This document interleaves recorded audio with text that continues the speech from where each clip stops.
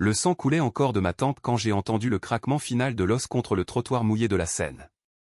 Ma mère, cette vipère aux lèvres peintes en rouge sang, avait ri en me poussant du balcon, murmurant « Tu n'as jamais été qu'un fardeau, Alexandre ». Et ma sœur, cette traîtresse aux yeux froids, avait applaudi depuis l'intérieur de l'appartement haussmannien, son émoji, flottant comme un fantôme dans mon dernier souvenir de vie. Mais la mort n'était pas une fin propre. Elle était un tourbillon de regrets, de trahison qui remontait comme la vase du fleuve. Et puis, ce flash, le goût du café brûlant sur ma langue, l'odeur de croissants frais dans la boulangerie de la rue de Rivoli, et mes mains jeunes, intactes serrant un billet de train pour Noël. J'étais revenu. Pas au paradis, non. À l'enfer que j'avais fui, 3 ans avant ma chute fatale.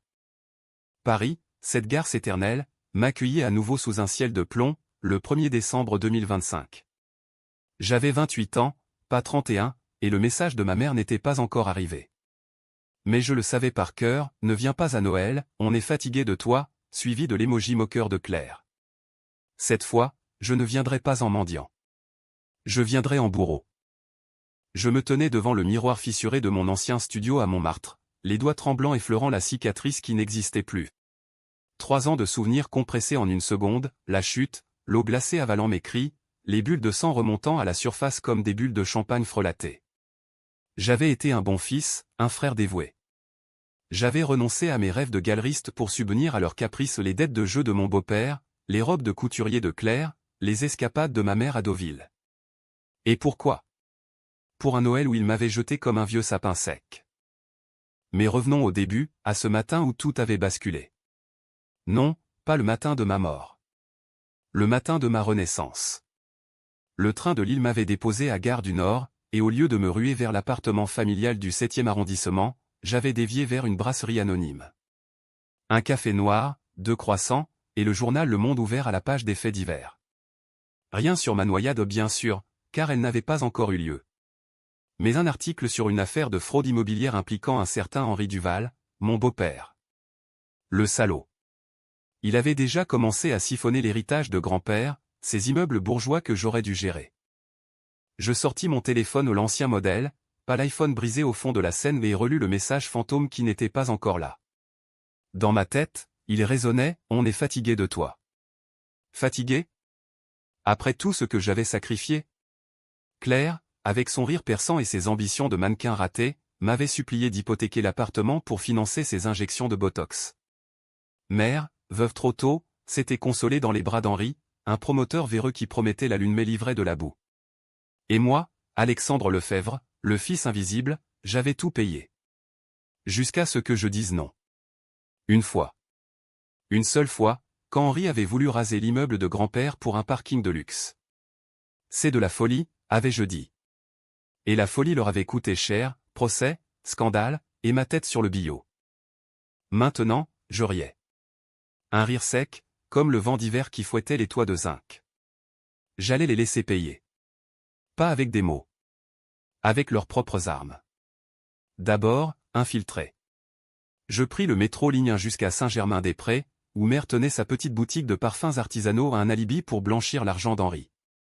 Elle était là, derrière le comptoir laqué, ses boucles blondes impeccables, son sourire commercial plaqué sur un visage qui cachait la haine. Alexandre. Mon chéri, tu es en avance pour Noël. Sa voix sucrée me donna la nausée. En avance? J'étais en avance de 3 ans sur la vengeance. Je l'embrassai sur les 2 joues, sentant l'odeur de Chanel numéro 5 qui masquait autrefois ses larmes de crocodile. Maman, j'ai une surprise. J'ai trouvé un investisseur pour l'immeuble de grand-père. Ses yeux s'illuminèrent pas d'amour, mais d'avidité. Parfait. Le piège se refermait. Nous parlâmes affaires pendant 1 heure, moi feignant l'enthousiasme filial, elle distillant ses mensonges sur Henri, ton nouveau père, si généreux. Généreux? Il avait détourné 100 000 € de mon compte en banque, soi-disant pour « la famille ». J'avais découvert le pot aux roses trop tard, et c'est ce qui m'avait valu le balcon glissant cette nuit-là. Le soir, je dînais avec Claire au café de Flore. Ma sœur, 25 ans, lèvres pulpeuses et ego surdimensionnés, sirotait un kir royal en se plaignant de son agent. Les castings sont un enfer, Alex. J'ai besoin d'argent pour un book pro. Je hochai la tête, comme toujours. Mais intérieurement, je notais son compte Instagram, ses followers achetés, ses dettes chez les couturiers. Dans ma vie précédente, j'avais payé. Cette fois, elle paierait. Je t'aiderai, Clairette. Mais d'abord, raconte-moi tout sur Henri. Il est si mystérieux. Elle rit, ce rire qui m'avait hanté dans l'eau noire. Mystérieux? C'est un requin, frangin.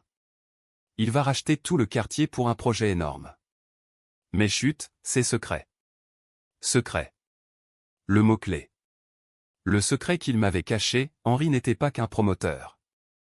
Il trempait dans un réseau de corruption, achetant des faveurs à la mairie pour des permis truqués. Et moi, l'honnête imbécile, j'avais menacé de tout balancer au canard enchaîné. Résultat, une poussée dans le dos, un corps flottant vers Notre-Dame. Je rentrais tard, l'esprit bouillonnant. Mon studio était tel que je l'avais laissé, poster de Monet jaunie, livre de Camus empilés. Je m'assis à mon bureau, ouvris mon ordinateur portable, un reliquat de mes jours de gloire à la Sorbonne et commençai à fouiller. Pas n'importe où.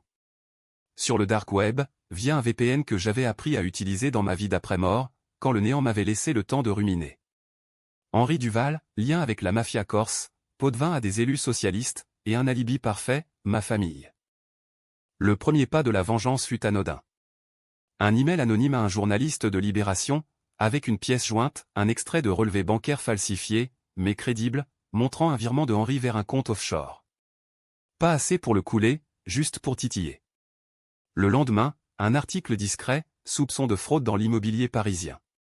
Mère m'appela, paniqué, Alex, Henri est furieux. Qu'est-ce qui se passe? Je feignis l'innocence, peut-être un audit? Ne t'inquiète pas, maman. Mais j'inquiétais, moi. Les nuits suivantes, les cauchemars revenaient, l'eau dans mes poumons, le rire de Claire. Je me réveillais en sueur, le cœur cognant comme un tambour de la Bastille. Était-ce vraiment une seconde chance, ou une boucle infernale? Paris, avec ses lumières tamisées et ses ruelles sombres, semblait conspirer avec moi. Un soir, en marchant le long des quais, je croisai un vieil ami, Julien, un hacker freelance que j'avais perdu de vue. Dans ma vie passée, il m'avait offert une bière après ma mort présumée comme suicide. « Alex? T'es pas mort » rit-il. Je souris, pas encore. « Et toi, tu peux encore pirater ?» Julien devint mon allié involontaire. Pour un billet de 500 € aux peanuts comparé à ce que j'allais gagner où il infiltra les serveurs d'Henri. Ce que nous trouvâmes me glaça, pas seulement de la corruption. Un meurtre. 20 ans plus tôt, Henri avait fait disparaître un associé récalcitrant dans les calanques de Marseille. Couvert par la famille corse. Et le lien? Grand-père. Mon grand-père avait su, et c'est pour ça qu'il avait légué tout à moi, pas à mère. Le secret Chongiu, Henri avait tué pour l'héritage, et ma famille avait fermé les yeux. La tension montait. Noël approchait, et avec lui, le dîner familial fatidique. Cette fois, je n'allais pas me laisser éjecter. J'allais les éjecter, un par un. Mais d'abord, une décision controversée, impliquait Claire. Pas la tuer ou non, je n'étais pas un monstre. Mais la briser. Je l'invitais à une soirée dans un club du Marais, où des amis de la jet set se pressaient.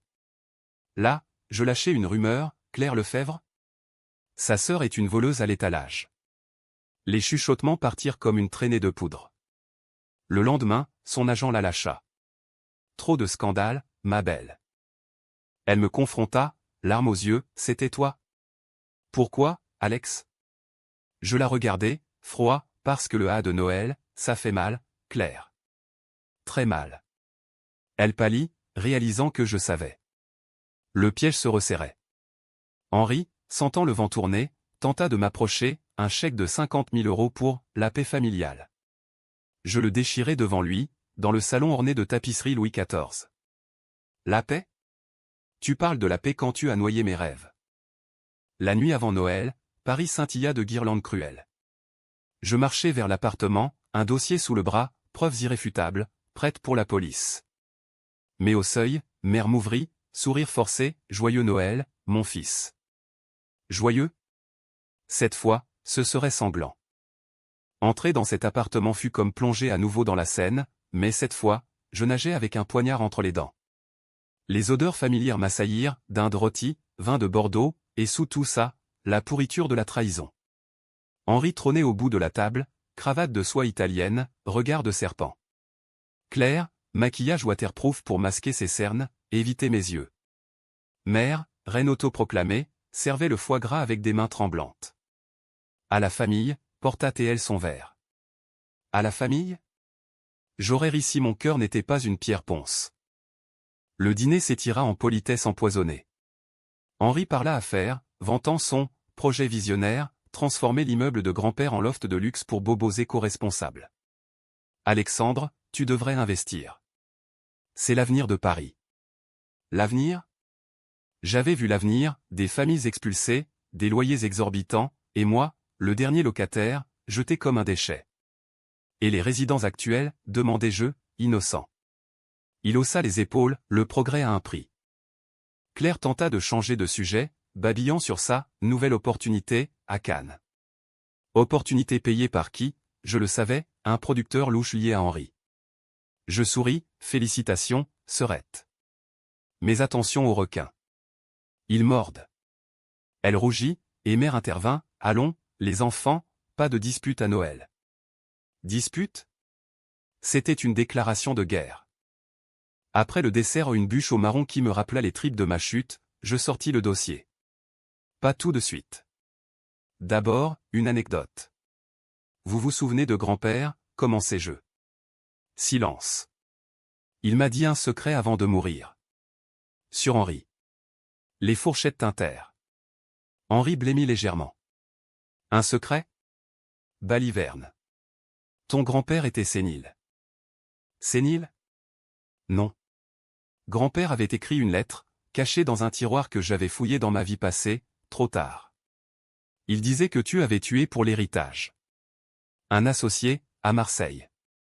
Mère étouffa un cri. Claire se figea. Henri se leva, rouge de colère, mensonge. Sors d'ici, ingrat. Ingrat. Le mot qui avait précédé ma chute. Je ne sortis pas. Au lieu de ça, je jetai les photos, corps décomposés dans les calanques, rapport d'autopsie falsifié. Julien avait bien travaillé. La police attend mon appel. Où? On peut discuter. La pièce devint un tombeau. Mère pleura, Alex, qu'est-ce que tu fais? C'est Noël. Noël. Le mot maudit. Noël, c'est pour les familles unies, maman. Pas pour celles qui poussent leur fil du balcon. Le choc les frappa comme une gifle. Claire hurla, tu es fou. Henri bondit, main autour de mon col, je vais te détruire. Mais je l'esquivai, entraîné par les leçons d'une mort violente. Détruire? Tu l'as déjà fait. Mais cette fois, c'est moi qui choisis. Je reculai, sortant mon téléphone. Un appel, la police. Oui, commissariat central. J'ai des preuves d'un meurtre non résolu. Ils paniquèrent. Mère s'effondra, suppliant, pour l'amour de Dieu, Alex, pense à nous. À nous? Il n'y avait plus de nous. Seulement moi, et les ombres. Henri tenta de négocier, combien? 1 million? Je ris, l'argent ne rachète pas une vie. La sirène hurla au loin, et avec elle, le twist de la nuit, Claire, ma sœur, sortit un couteau de cuisine. Si tu parles, je te tue moi-même. Le choc. Pas de la part d'Henri, non. De Claire. La petite sœur que j'avais protégée des bullies à l'école, que j'avais consolée après son premier chagrin d'amour. Elle, l'arme à la main, yeux fous. Tu sais pour le message, hein, murmura-t-elle. Oui, je savais. Qui avait scellé mon sort. Dans ma vie passée, c'était elle qui avait ri en dernier, alors que je sombrais. La police arriva, menottes cliquetantes. Henri fut emmené, hurlant des insultes. Mère s'accrocha à moi, sauve-nous, Alex. Sauver? J'aurais pu. Une décision controversée, appeler un avocat ami, effacer les preuves. Mais non. La vengeance n'était pas propre. Elle était sale, comme les rues de Paris après la pluie. Claire fut arrêtée pour tentative d'agression. Traître, cracha-t-elle en passant.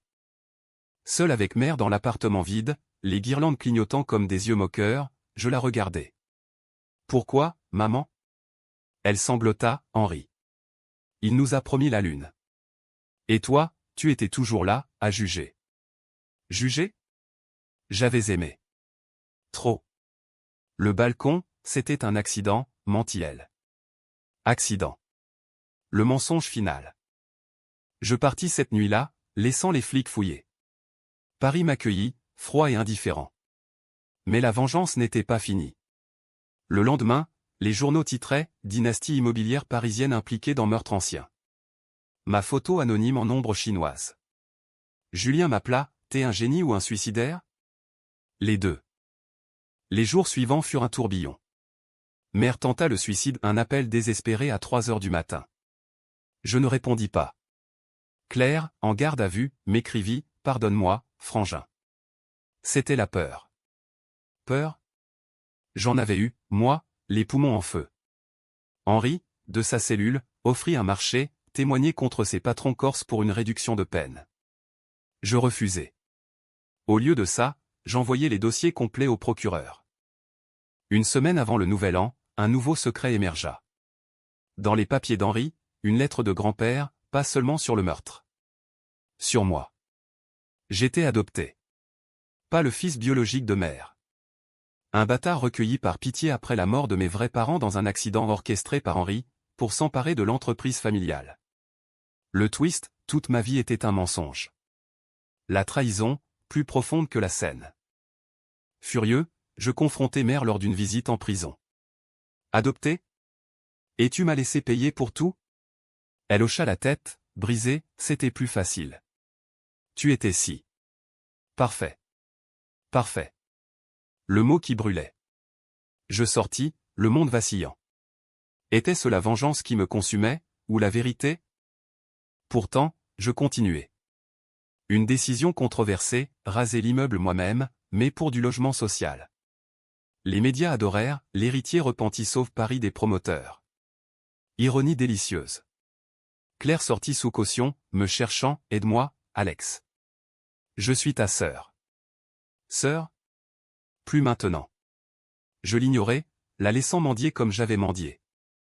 Henri, en procès, tenta l'assassinat, un homme de main corse à mes trousses dans le métro. Je m'enfuis dans les tunnels, cœur battant, repensant à ma chute.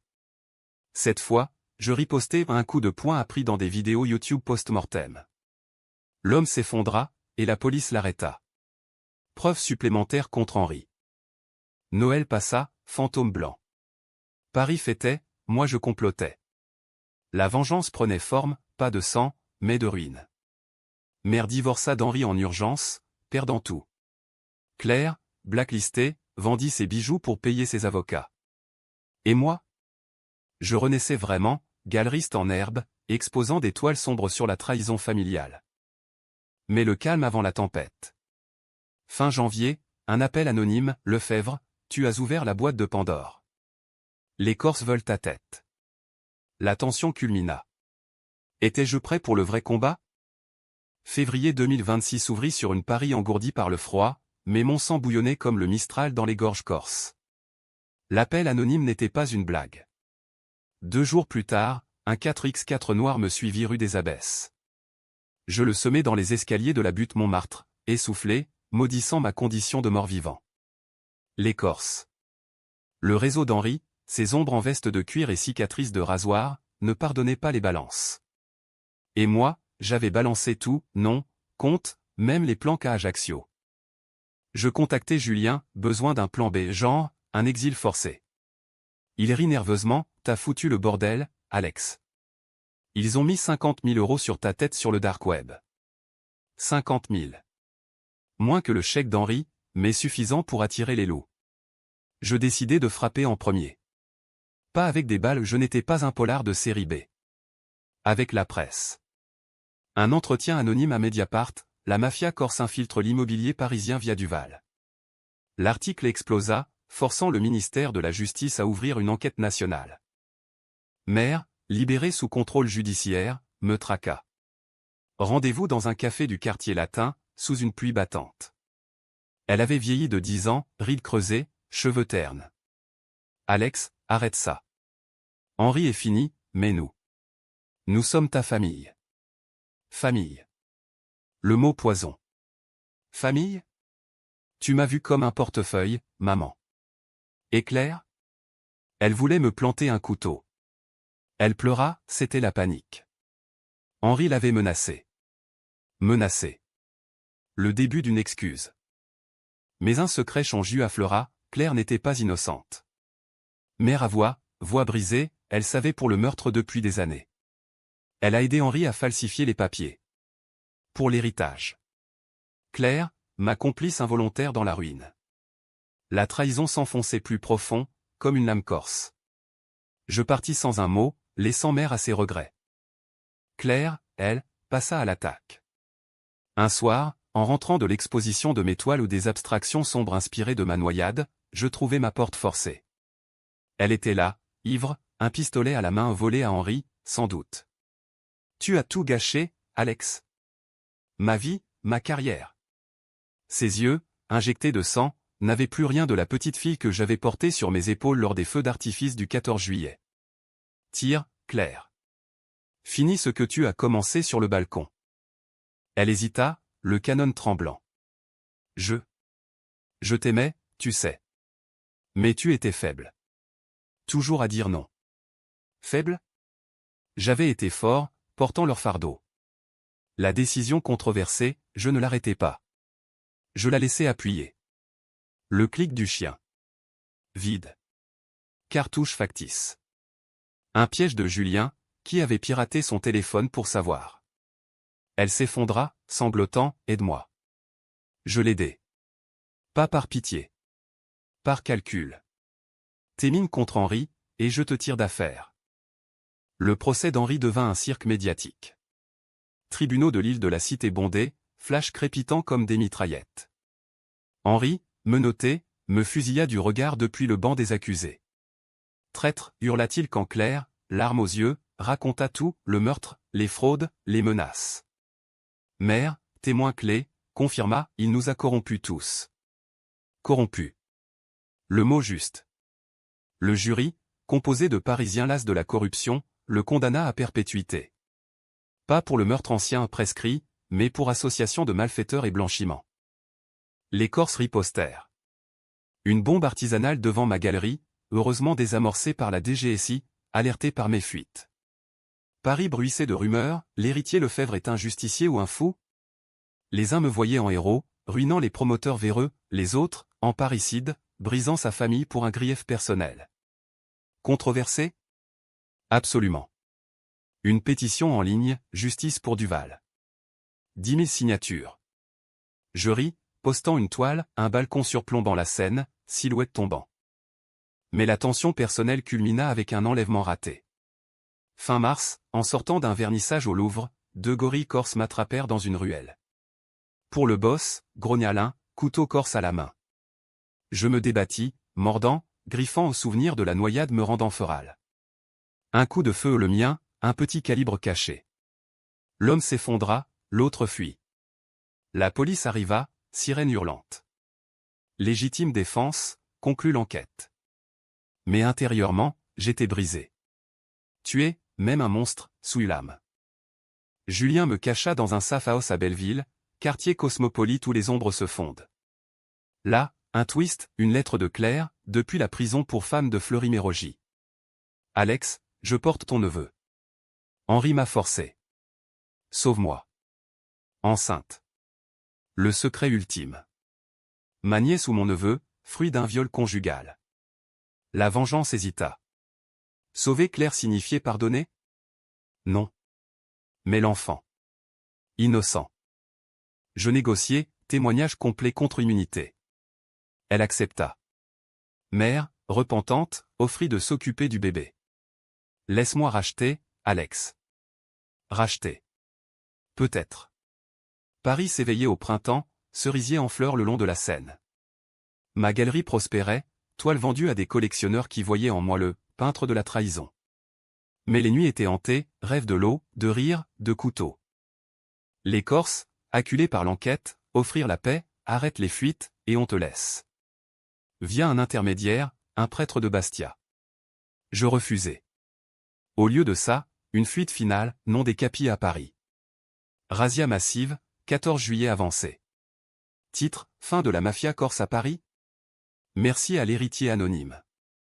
Pourtant, la décision la plus controversée vint, adopter l'enfant de Claire. Pas pour elle.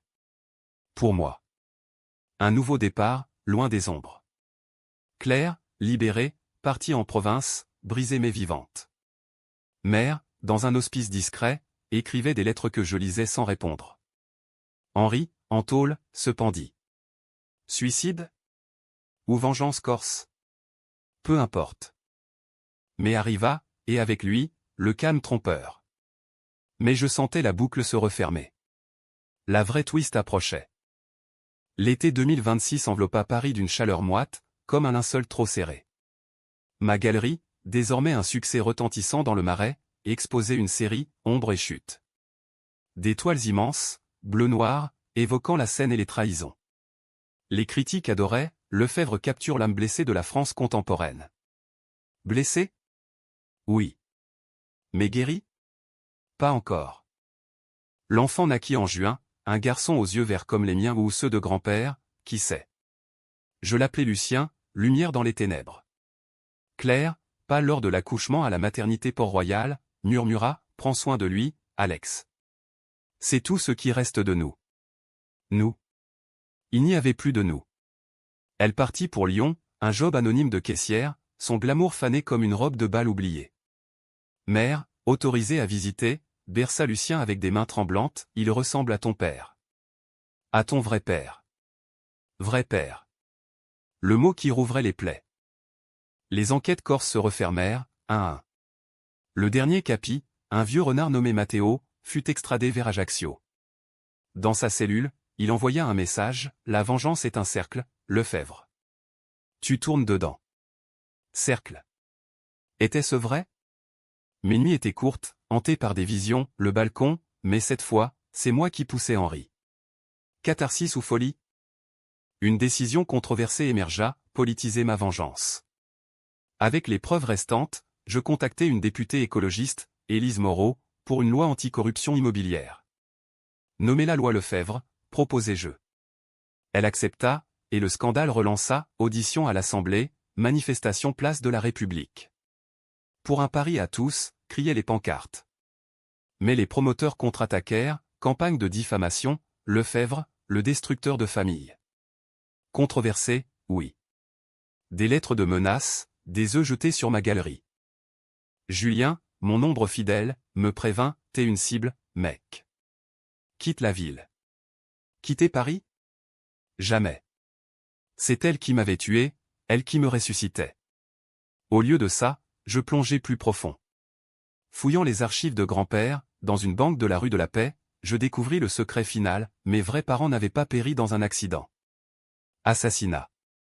Commandité par Henri, pour s'emparer de l'entreprise familiale, un laboratoire pharmaceutique, pas de l'immobilier. Le twist, j'étais l'héritier d'une fortune en brevets médicaux, cachée pour me protéger. Henri avait tout volé, et ma famille avait profité. Furieux, je lançai une action en justice post-mortem. Avocat en smoking, tribunal de commerce bondé. Mère témoigna, voix chevrotante, je ne savais pas, mensonge. Elle savait. Le juge statua, restitution partielle, 20 millions d'euros. Assez pour refonder, une fondation pour victimes de corruption, nommée Ombres oubliées. Mais la tension personnelle explosa en août. Lors d'une réception au Fouquet's Ironie, le palace des puissants, un ancien associé d'Henri m'aborda, ton beau-père n'est pas mort. Il s'est évadé. Direction la Corse. Évadé? Les journaux confirmèrent, transfert foireux, garde soudoyé. Henri libre, vengeur. La nuit suivante, un incendie ravagea ma galerie. Graffiti, pour Duval. La chasse commença. Je volai vers Bastia, billets payés cash, cœur battant. L'île, sauvage et fière, me rappela les calanques du meurtre. Avec Julien en visio, je traquais, port de pêche, maquis touffu. Paris semblait loin, un rêve fiévreux. Là, dans une villa isolée près de Porto Vecchio, je le trouvai. Henri, barbu, vieilli, un verre d'Armagnac à la main. Alexandre. Le fantôme. Notre confrontation fut un opéra tragique. Pourquoi moi, demandai-je, pistolet emprunté à un pêcheur local au Pointé. Il rit, amer, parce que tu étais le seul à voir clair. Ton grand-père t'avait tout dit. J'ai dû corriger. Corriger. Meurtre comme édition. Et la famille? Il haussa les épaules, des pions. Comme ta mère, qui m'a supplié de te garder en vie jusqu'à l'héritage. Le coup partit. Pas mortel. Épaules. Assez pour l'immobiliser. La police corse, alertée anonymement, l'arrêta à nouveau. Titre, fin de saga, Duval recapture en Corse. Héros? Non. Justicier controversé, accusé de vigilantisme. Un mandat d'arrêt français pour entrave à la justice. De retour à Paris, sous escorte, je fis face au juge, j'ai agi pour la vérité. Il suspendit, la vérité a un prix, monsieur Lefebvre. Le prix, exil temporaire à Bruxelles, pour éviter l'écorce résiduelle. Automne 20, feuille morte comme espoir fané. Lucien grandissait, premier pas dans mon appartement reconstitué. Mère, autorisée à proximité, lisait des contes et ils vécurent heureux. Heureux? Peut-être. Claire envoya une carte, merci pour Lucien. Je recommence. Recommencer. Le mot salvateur. Mais le climax approchait, une tentative d'assassinat lors d'un débat télévisé sur France 2. La vengeance privée vs justice d'État. En direct, un sniper visa. Je plongeais, vitre brisée, plateau en chaos. Blessé légèrement et égratignure au bras, je terminais, la vengeance n'est pas finie tant que la corruption respire. La France débattait, héros ou anarchiste? Pétition pour et contre. Moi, j'attendais le twist final, le balcon ultime. Novembre 2026, Paris sous un voile de brume, comme un repentir voilé. Le débat télévisé m'avait propulsé en icône controversée, couverture de Paris Match, l'héritier vengeur. Mais la gloire est une maîtresse jalouse. Les menaces affluaient, email codés, ombre dans le métro. Les Corses, décimés, s'étaient alliés à d'autres, Russes, peut-être, via les réseaux d'Henri. Julien, parano, installa des caméras, t'es dans le top 10 des cibles, Alex. Lucien, 6 mois, gazouillait dans ses langes, ignorant le chaos. Mère, redevenue grand-mère, le gardait lors de mes absences, il est notre rédemption. Rédemption. Avait-elle droit? Ses lettres, désormais quotidiennes, suppliaient, laisse-moi t'aider. Pour Noël, cette fois, viens. Noël. Le mot cicatrice. Je refusai, mais envoyai un cadeau, une photo retouchée du balcon, avec une silhouette fantôme moi, tombant. Claire revint en décembre, changée, cheveux courts, job stable, yeux clairs. Je veux voir Lucien. Et te dire pardon. Pardon. Le mot empoisonné. Nous marchâmes le long de la Seine, flocons dansant comme bulles anciennes. J'ai été faible, Alex. Henri me tenait par la dette, par la peur. Le couteau. C'était du théâtre. Mais le message, le A. C'était réel. La jalousie. Tu avais tout, l'héritage, la force. Jalousie. La trahison racine. Je pardonnais? Non. Mais j'acceptais une trêve. Elle devint tant occasionnelle, aidant à la galerie reconstruite plus forte, avec des murs anti-feu. La loi Lefebvre passa à l'Assemblée, scandale ou triomphe, contrôle renforcé sur l'immobilier. Élise Moreau m'appela, tu as changé Paris, Alexandre. Mais à quel prix? Prix, solitude, cicatrice, un fils sans mère quotidienne. Le climax vint la veille de Noël. Un appel, balcon, minuit. Seul. Où le gamin saute. Voix déformée, accent slave. Les Russes. Je laissai Lucien à Julien, armé d'un traceur, et montai les escaliers haussmanniens. L'appartement vide, guirlande pendante comme corde. Sur le balcon, glissant de givre, 2 silhouettes, un gorille tatoué, et Henri. Évadé à nouveau? Non. Un sosie, ou pire, hallucination? Non, réel, pâle, menotté lâchement. Tu pensais m'avoir eu, ricana-t-il.